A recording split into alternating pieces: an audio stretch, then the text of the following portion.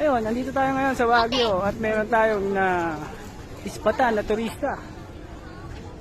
Interview natin siya on experience nila sa Baguio. So, bilang turista sa Baguio, anong experience ang hindi mo malilimutan? Maganda. Uy, maganda daw. Ano pa ang iyong masishare? Malamig. Uy, malamig. Sana all. Maganda ba mga tanawin sa Baguio? Ah, Maganda daw. Kumusta ka naman? Masaya ka bang nagbagyo ka ngayon? Masaya siyang nagbagyo siya ngayon. So, bilang turista, anong mga experience mo dito sa Baguio? Wala siyang masagot sa sobrang saya.